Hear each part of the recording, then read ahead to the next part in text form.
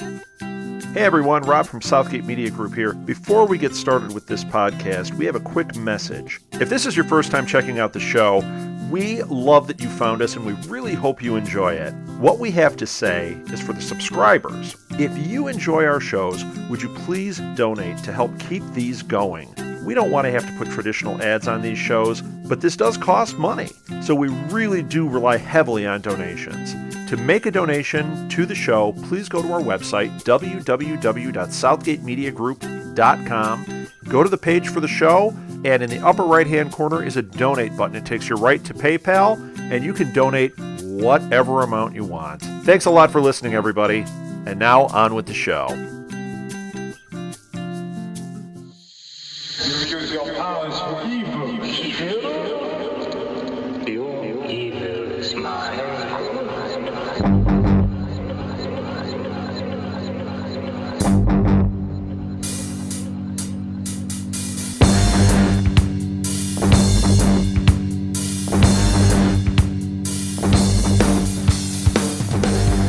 And hello, welcome to another bonus episode of Next Stop Everywhere.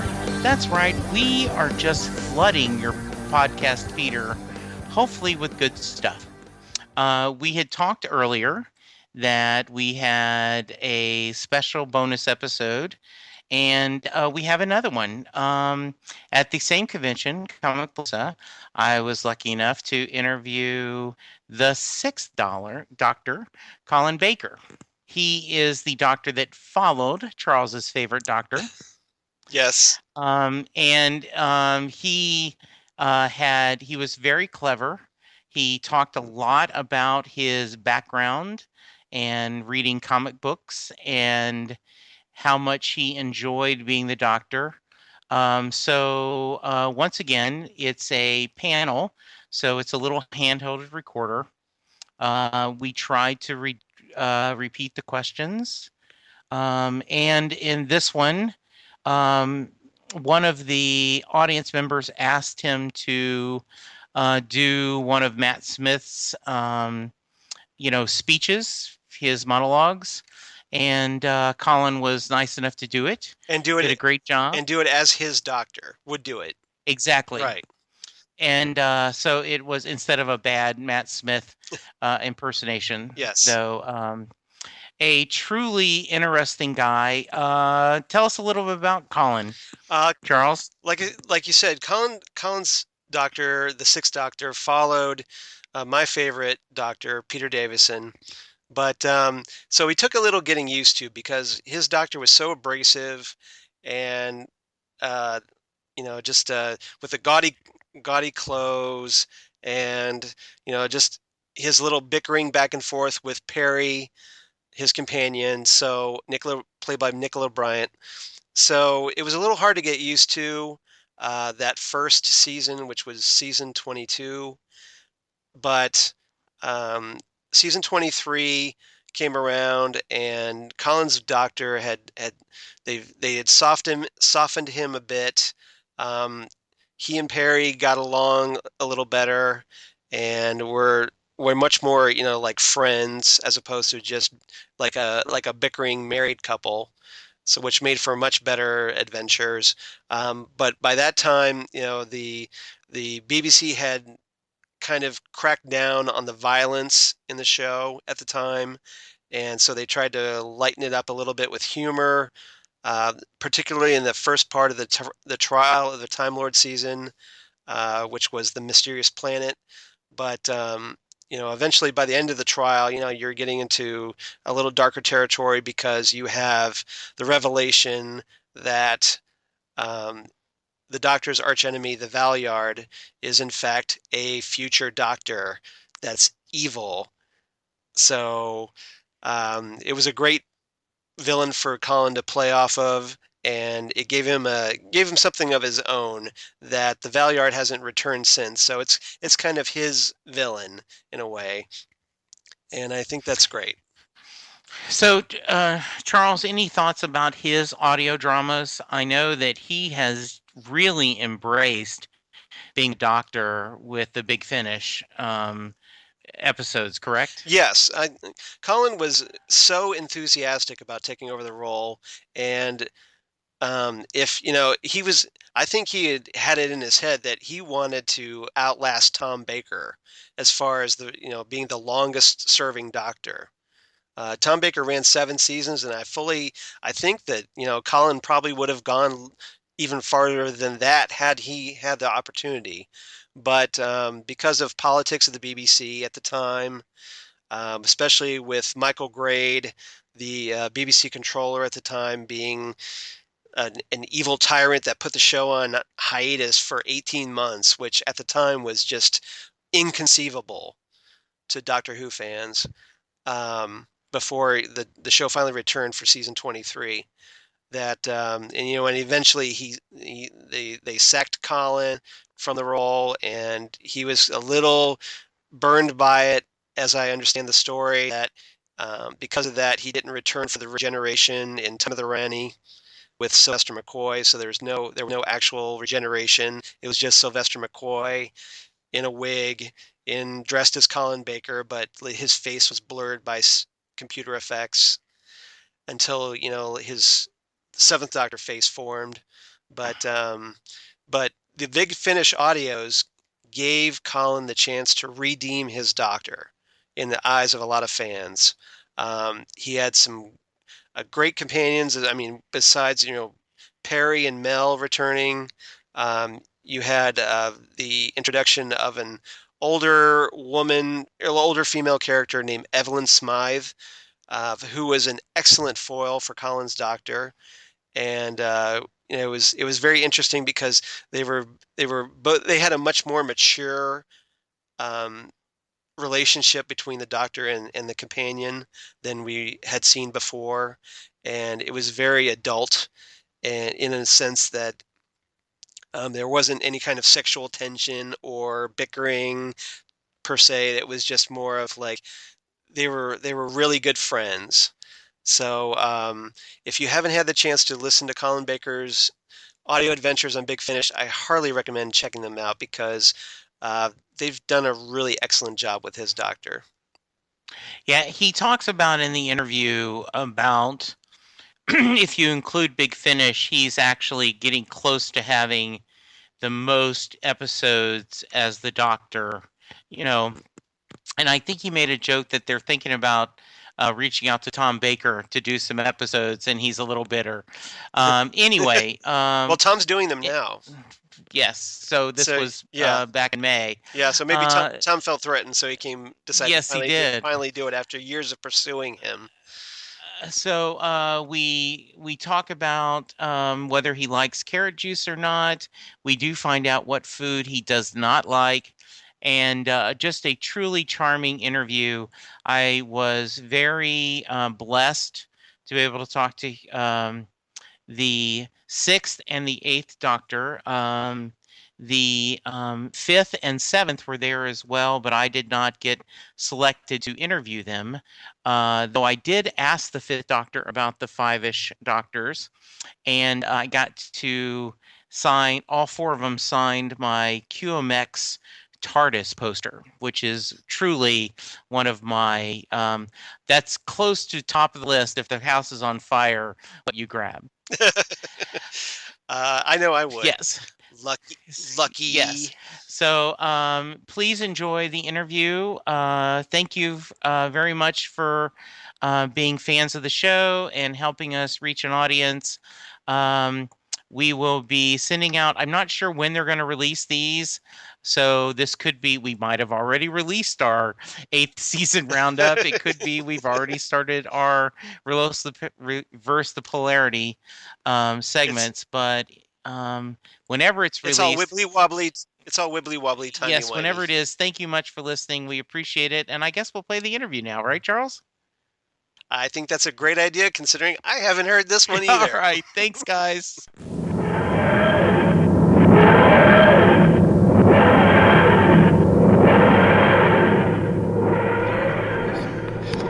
Brilliant. Do you want a massage? Brian Johnson's your man. So, welcome to So Houston. if I fall asleep, Okay. you'll know why. I'll gently nudge you. Oh, he's got a list of questions. I do. How many pages? Don't worry. We'll get to the important part where the fans talk to you more quickly.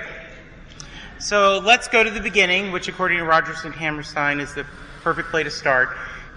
I grew up loving comic books, Star Trek. I joined Doctor Who fandom late in life. Talk to me about your boyhood. What did you love reading? What did you love watching? What was who were your heroes growing up? Well, watching didn't come into it in my boyhood.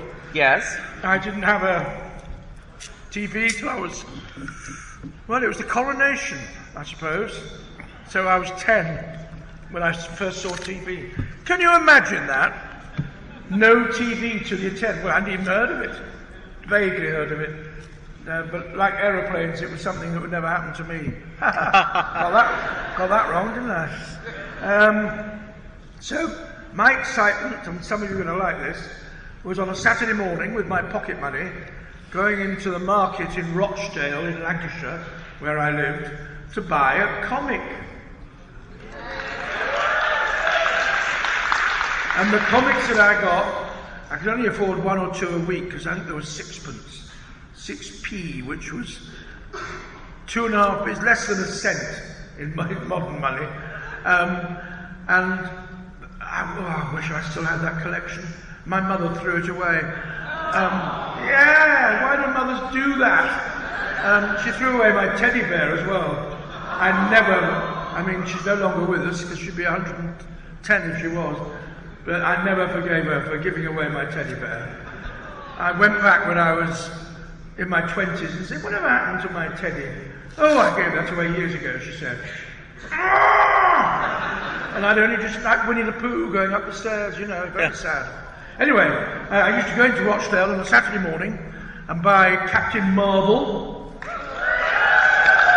And I think there was a Miss Marvel as well. Yes, there was. And I like the cowboy comics. Tom Mix, Hopalong Cassidy, Lash LaRue. It was all American stuff. And I had a wonderful supply of comics. And that was my entertainment. And the cinema occasionally on a Saturday morning to go and see Flash Gordon. And not the Brian Blessed one, the earlier one. The Buster Crabbe one, the proper one. Yes. Very nice. So that was my childhood. And reading books. I read books. I was given special permission to join the library a year early. My mother was a teacher, so I learned to read quite quickly, so I was reading when I was 4. And so I joined the library and used to get loads of books out, and things like, Enid Blyton, of course, who wrote loads of children's books. And one book I remember was called Into the Happy Glade, which was a book about some badgers and foxes and rabbits and birds that all joined together to escape from a woods that was going to be destroyed by human beings who do these things. So I got into my fantasy reading quite early, really. Yeah. Sir Arthur Conan Doyle, did you... No, that was later. Later? When I was I started off with John Wyndham, I think. Okay. My father had got a book when he was going on a plane, and I think it was the Chrysalids. So I read the Chrysalids and the Kraken Wakes, and what was the Triffids book called? That's the one. I read all them, and that really got me hooked on the genre. Okay. So I bought, this is in my teens now, almost every Heinlein book, every Asimov book. Yes. I still think Have Spacesuit Will Travel is almost a perfect book. If someone said, well, give me what's a good science fiction novel to give to a young reader. I love the Heinlein novels. I love Isaac Asimov, absolutely. And Poland Kornbluth. Yes. And all those guys from that generation that really got me hooked on sci-fi reading. Yes. And then in later years, I was at a convention and I met one of my heroes, who it turned out felt the same about me as I did about him, which is the author of the Thomas Covenant books. What's his name? Who? Yeah, Stephen. And we went out and had dinner together, and both said, "Oh, I think you're wonderful." I think you're wonderful. We had a really good, and he's a kind of tall, laid-back dude. Yes. And he's such a nice man. I haven't seen him for about 10 years, because he hasn't been to a convention I've been at. But I read all the Thomas Covenant books and thought they were absolutely brilliant. And I'm currently a third of the way through the last one. Oh, awesome. Good. So I have to ask you, this is not on my list, but... what? I can't answer. Yes, I know. So what did you throw away of your daughters that when they get interviewed, they're going to say, Mom and Dad did this? My wife will attest to this. I never throw away anything. It might come in useful, you know. Right. There's a British comic that has a very good act about the man drawer. Yes. The things that men keep, this screw on top from a long distant central heating system you don't have anymore, but it might come in useful. You never know. And old batteries and springs, and I'm that kind of person. I keep everything. I've got all my old school reports. I've got the lot, and I do the same with my children. Everything they ever did when they got the prize for the stupidest drawing in class or something, whatever the prize was, I've got that in a box file. So that it won't be me, but my wife, on the other hand, throws away everything. If it's not nailed down, she's not allowed in my office for that reason. I have the exact same relationship with my lovely bride. She throws away everything, and so I have to kind of claim part of the house, like leave this alone. And I'll come home after a holiday, and she had the day off, and there's huge black trash bags. And I said, I don't even want to know. If I don't miss it, I can't blame you for throwing it away. Well, the other day I went into, she's got one of those, I think they're called, it's a Shogun, they call them something else over here, Mitsubishi Shogun, Pajero, I think they call them here. So it's got a big area in the back, and it was full of black bags. And I opened them up, and there's half my possessions in there. So I reclaimed some of them, and she huffed and puffed about it. Said, I want this. You haven't looked at it for years. Well, I'm looking at it now. Do you have a lot from your time as the Time Lord? No, I wish I'd kept more. I wish I'd taken the sets home with me. I did keep a few things. It never occurred to me that anyone would be interested. So of most stories, I kept an item, something small. And I've got some of them, but every now and then a charity comes along and I think, well, this will raise a bit of money, and they do, of course, real props from the programme.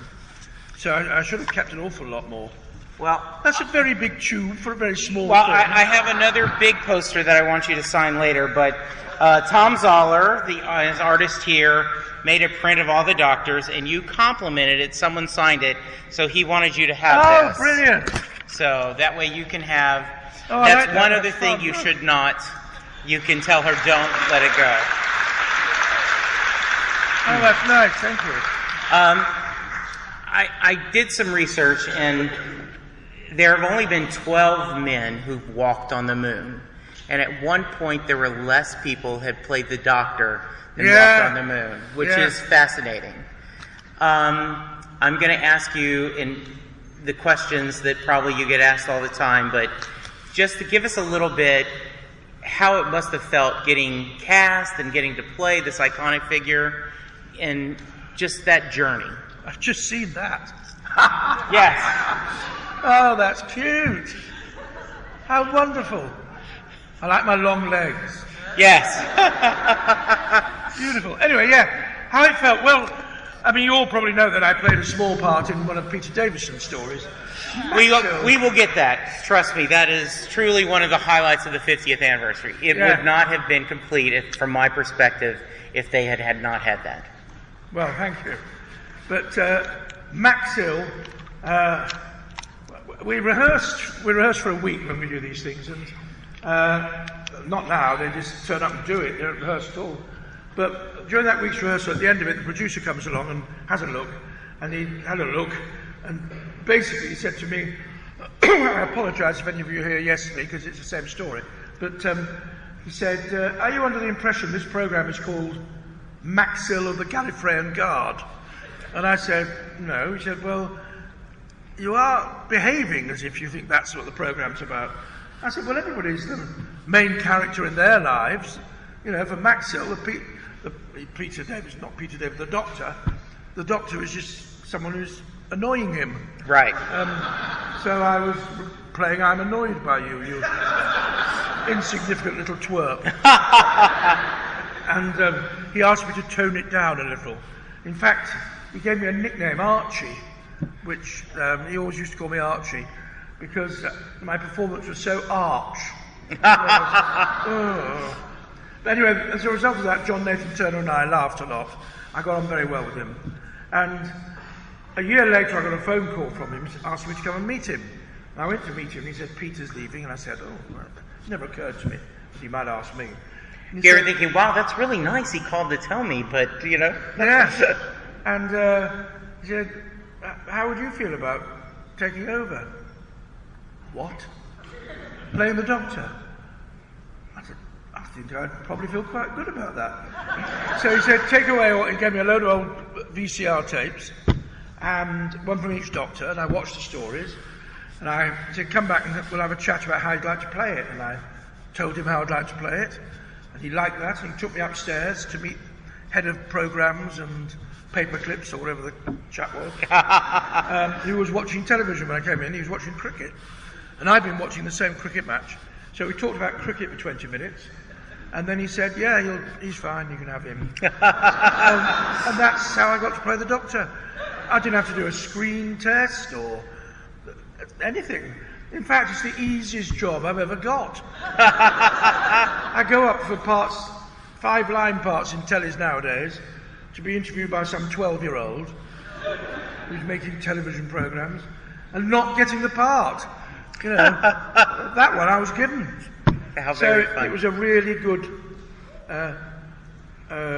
way to, because I think I'd have been very nervous if I'd had to do a screen test. Right.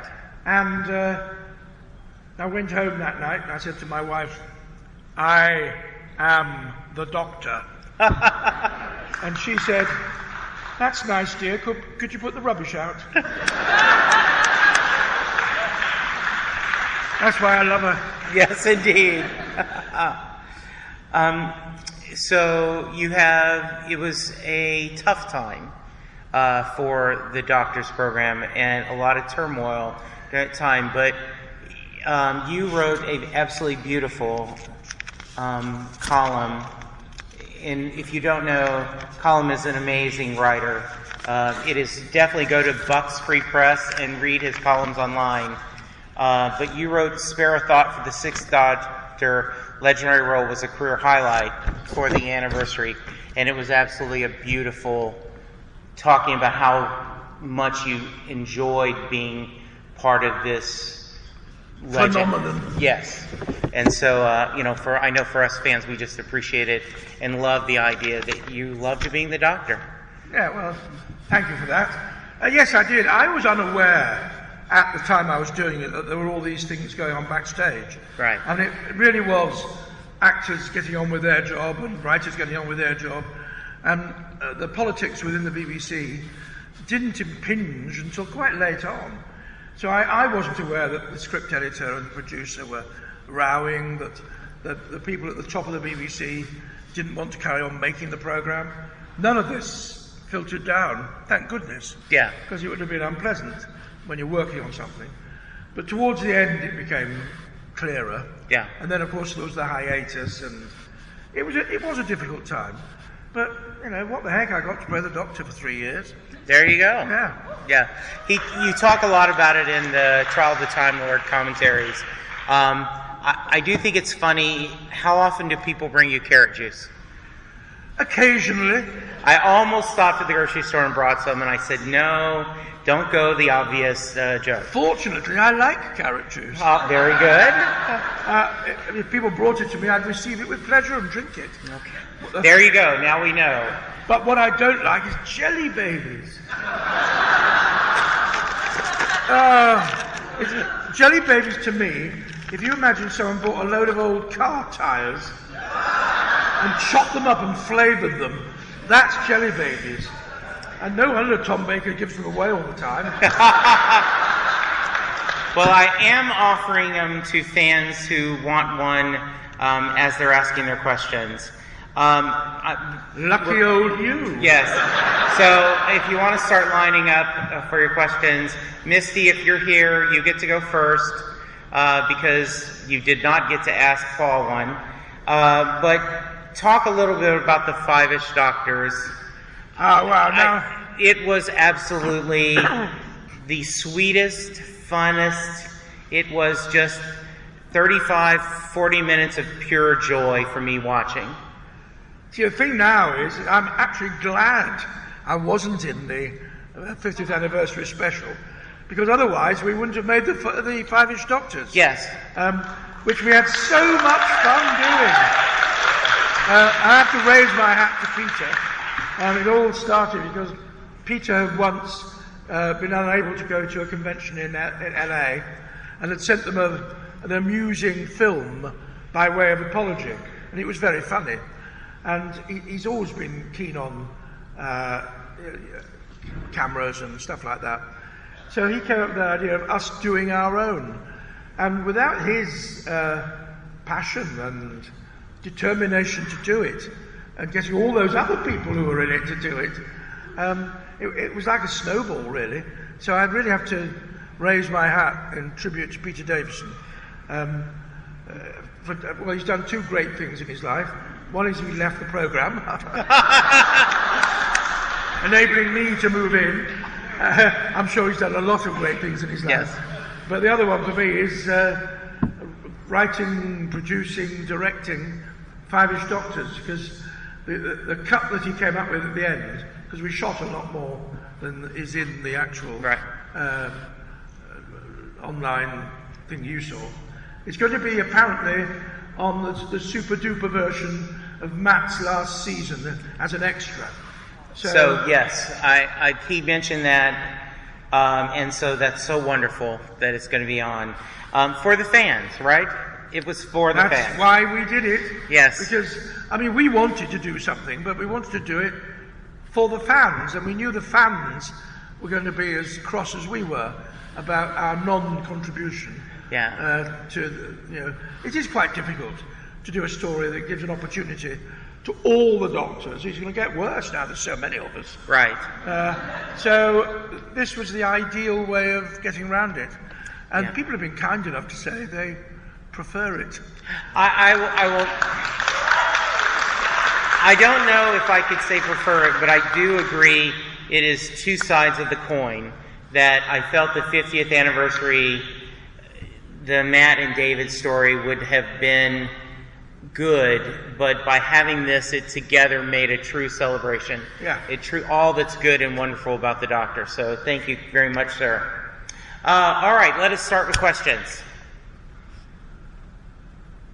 Hello, Colin. I just want to say thank you for coming to Houston. It's just an honor for you to be here. My question is, Doctor Who's known for its wide variety of monsters. What was your favorite monster story? Oh, my favourite monster. Of my time or of all time? Either. Maybe both. Yeah, okay. I love the Slitheen.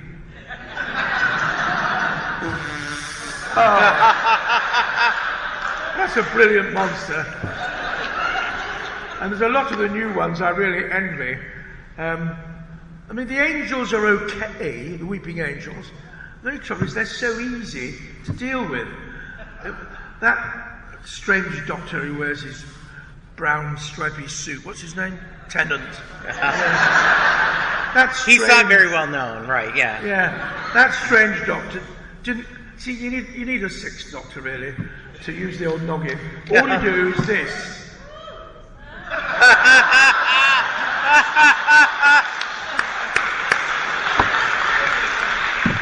No blinking, just wink.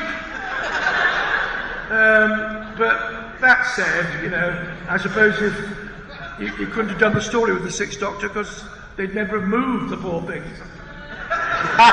Desperate to move. So you can call me the Winker now, if you like. But they're still pretty scary. And the ones I think are really scary, and I'm trying to struggle with their name, the ones who make you forget they've seen you. They're silent, yeah.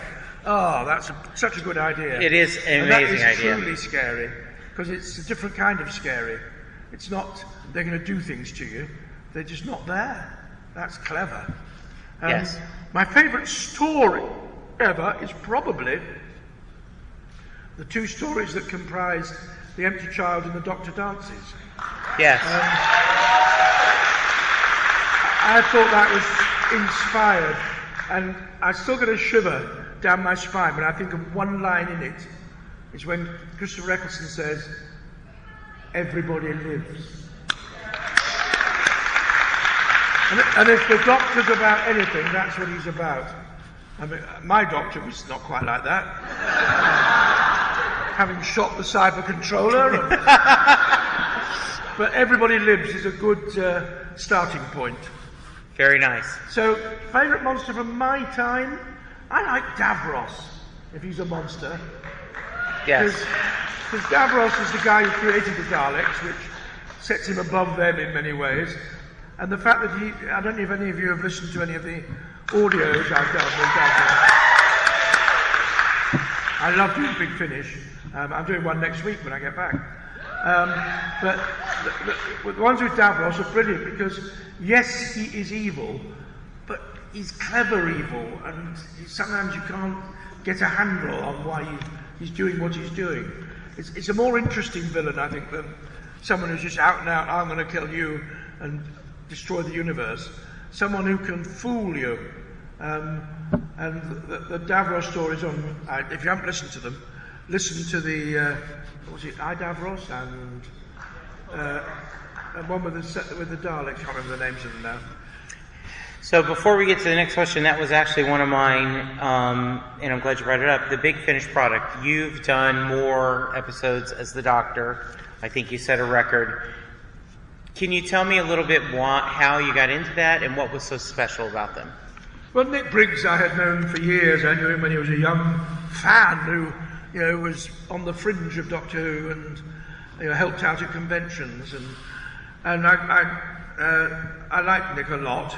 And he helped on. He wrote the Bill Baggs BBV stuff about the Stranger, which was kind of pseudo Doctor Who during the hiatus. And Nick contacted me and said they were going to do it on audio, and I thought that was a brilliant idea because I look exactly the same on audio. And you grew up at a time where there was no TV, so I'm sure you listened to radio dramas. Yeah. Radio drama's brilliant, but the monsters are scarier because, for instance, if someone says, "That is the most beautiful building I have ever seen," on TV, half of you are going, "Well, it's not all that." Whereas on audio, everyone sees their own beautiful building. And that's why I love it. And the monsters are big and scary, and the planets are huge and exotic. You can do anything sound only. And they spend so much time on the build, as they call it, after you've recorded it. The layers of sound and the effects. I think they're spectacular. And I just hope they keep the license forever. Yeah, absolutely. You get your 10 years, the Doctor gets to continue. There was a point quite recently when I had done more Doctor Who stories than Tom Baker.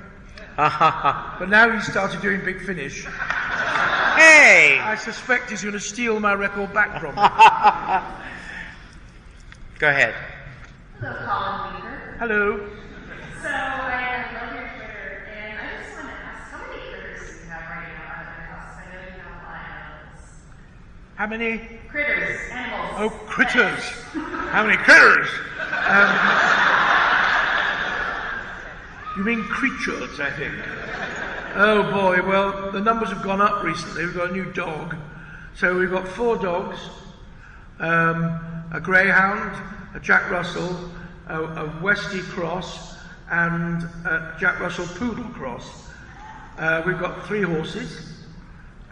We've got a dozen chickens. We've got 4 cats. 5 guinea pigs, I think. Whenever I go away, there'll be something new when I come back. My wife and my 3rd daughter are animal mad, and my daughter Lally, she works for an animal charity in London. So we acquired a couple of black kittens recently, which put the numbers up. And they're not brothers, but they think they are, because one was found in a brown paper bag in a dustbin. Oh. And the other one was dumped in a cardboard box outside a police station. They're both about the same age. And boy, has their life changed for the better. Because at Baker Towers, as I call my home, we're lucky we've got lots of land, and we can walk out of our gate and walk for an hour without seeing a car. We're on the edge of woods. It's just beautiful. I'm very lucky. And so the animals, because they've just got the world at their feet, but they spend most of it on our bed, all of them. Now they've got all those lovely woods and lawns and gardens, and they either our bed or one of my daughter's beds. I have 4 daughters, 3 of whom still live at home. You know what it's like, girls. Who can afford to buy a house these days?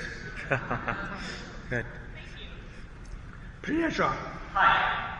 There are 2 Big Finish audio films called Project Twilight and sequel Project Lazarus, where the Doctor fights an organization referred to as the Forge. And I was thinking as I was listening to these, like, if these were live action, they'd be an R-rated, because they're downright gruesome. And so I was wondering if you think Doctor Who can work in a more R-rated storytelling, and if you think that's one of the advantages of Big Finish is that they can take these risks that the TV show can. I didn't hear every word of that. Can you? So yeah, he's basically saying because of the freedom of the Big Finish audio, there's a lot more violence and in the mind, so it's almost R-rated. Do you feel that Doctor Who could be that level filmed? I don't know.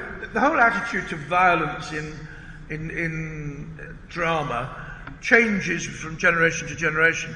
When I was doing the programme, there was a lady called Mary Whitehouse who led the Decency League or something it was called, and she objected to everything on television, whether it was violence or people holding hands or whatever. I exaggerate slightly. So everyone got very aerated when I threw 2 people into a vat of acid was it Vengeance on Barrows? I think it was. Well, I didn't, of course. I ducked out of the way and they went in. They were trying to throw me in. So I suppose there was violence in that, and some people didn't like it. But I do kind of think that in order to have a credible threat, and that's what drama's about, a threat to your leading character, there has to be the odd occasion where the threat comes through. It's like you have to now and then have an incident like Adric dying in order to show that this is dangerous what we're doing. Right. Excuse me. No problem. So I have, I enjoy all that. For me, I'm pretending. I don't have the responsibility of making the decision that the broadcaster has. So if the script requires me to jump up and down on Davros's head, then I'll do it. And then other people can argue about whether I should have done or not. Very nice. Next. Hello. The Valiard is one of the most mysterious characters from Trial of the Terror and pretty much the whole Doctor Who universe. So I was wondering if you personally have a theory on the Valiard's origins or who he really is. Not really. I'm assured that he is a kind of halfway house between 2 doctors that went wrong. But everyone's very kind of evasive about that. When we were doing it at the time, nobody seemed to quite know. It's one of those naughtinesses that script editors and writers indulge in sometimes. So I think whatever your theory is the right one. All I know is Michael Jaston was brilliant. Absolutely. And he's a great friend of mine, and I love the man. So I'd love to do another one with him. Yeah, maybe an audio drum. Yeah. That'd be very great. Next, please. At conferences, cosplaying is a very important part. Have you ever cosplayed as another doctor?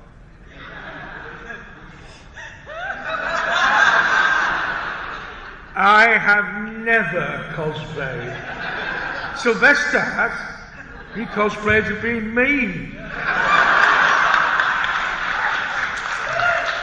Which was rather odd.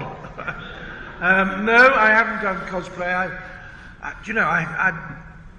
get invited sometimes to fancy dress parties.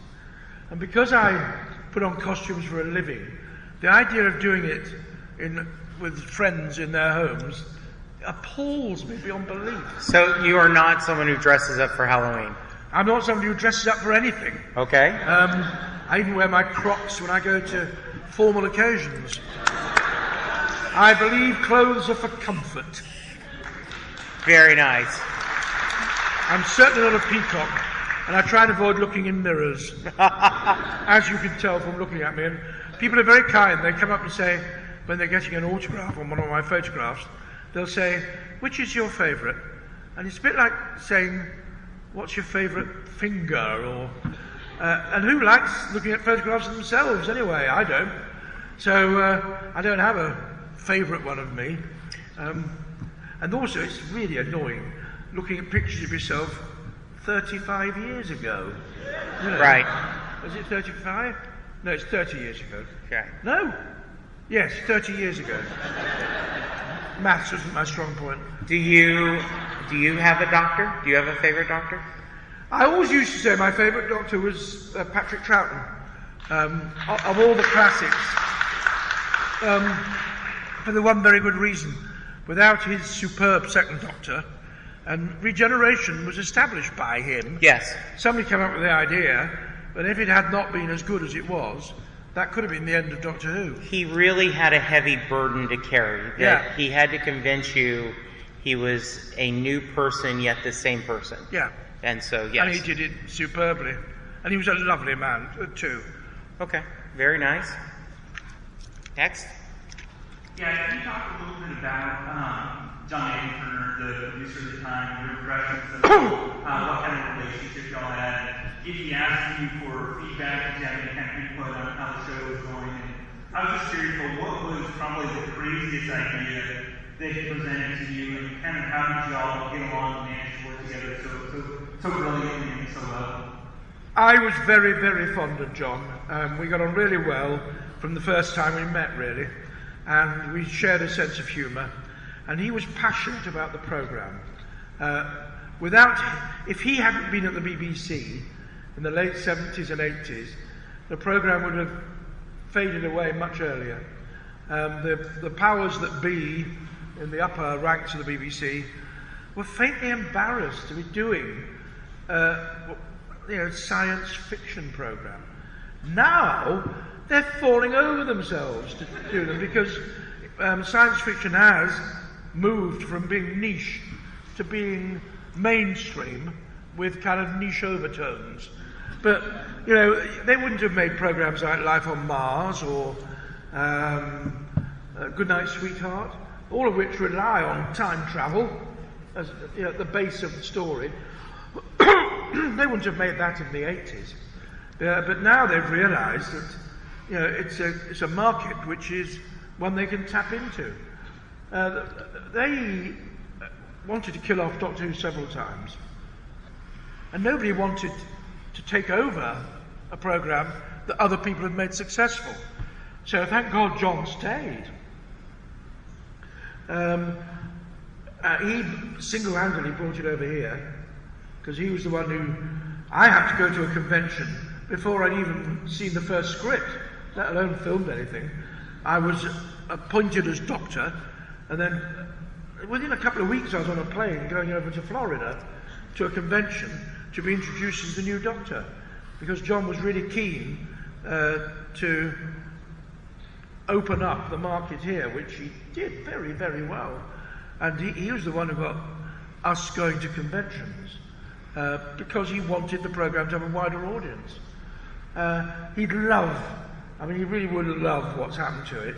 He might have been a bit sad that he wasn't in charge anymore, but it's a shame that he died before it came back superbly with Russell T. Davies, who, funny enough, is like a double-sized version of John Nathan Turner.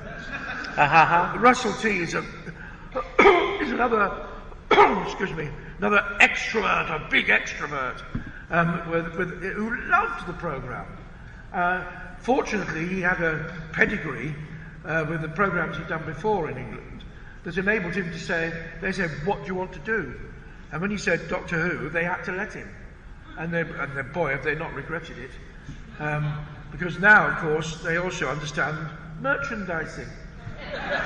Which when I was doing it, there was a couple of stuff and nobody was interested much. Now, whoo-hoo! It is amazing how the show has grown to just amazing heights, and it is wonderful. Yeah. There is just something magical. As I talked about, I grew up with Star Trek, but there is just something absolutely fascinating about the Doctor and the beauty of it and the history that raises it. It doesn't burden it. So, yes. We have time for 2 more questions. Hi, I just wanted to say, first of all, thank you for coming to Texas. It was really cool to meet you. Thank you all for inviting me.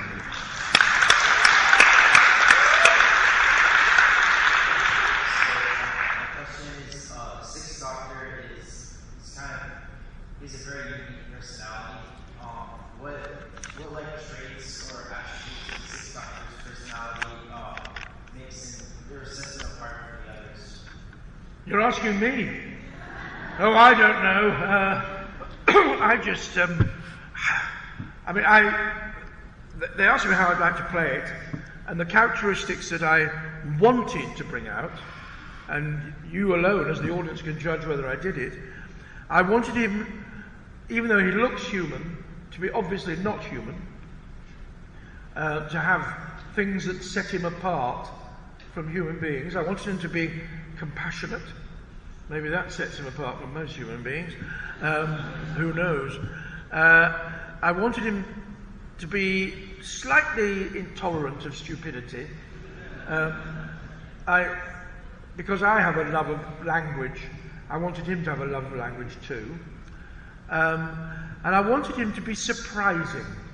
There's an analogy I've always used, which is I would want to see something like stepping over a dead human body to pick up a butterfly with an injured wing. Because the human body's already dead, but the butterfly is a life that needs guarding.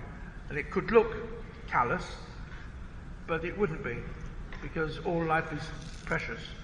And that kind of thing. Yes. Very nice. I tell you, one of my favourite characters in fiction is Darcy from Pride and Prejudice. Because for 3/4 of that book, you think Darcy is an arrogant, unpleasant, unfeeling prig. And then you realise that everything he has done has been totally unselfish, totally to protect others. And that's the kind of thing I wanted my Doctor to be. Confusing, but in the right place. Thank you, sir. There has been a fan, and I do not know if she's here, but she has been every panel, and she has had a passage from Matt's tenure as the Doctor, and has asked people to read it. Would you mind doing that for us? Is this the one I've done before? Huh? Is this the one I did at another convention? I don't think so. This is where Matt telling Claire goodbye on the final. Did the others read it? Each of them had a different one. So, yes, they did. Okay. But if you do not want to? No, I'll do it. All right, very nice. You ready?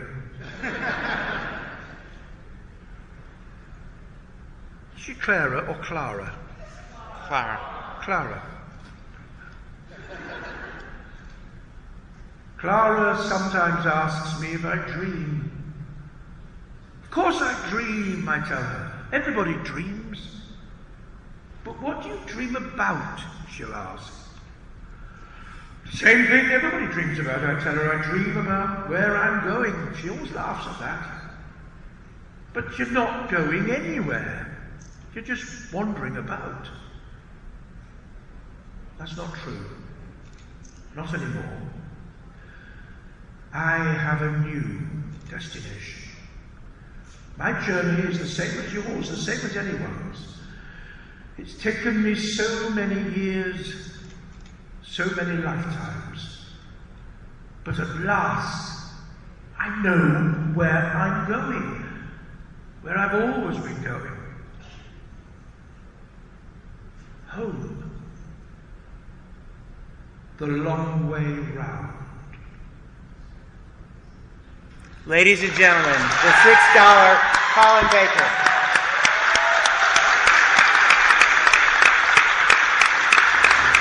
Thank you so much for attending. We appreciate it. Thank you.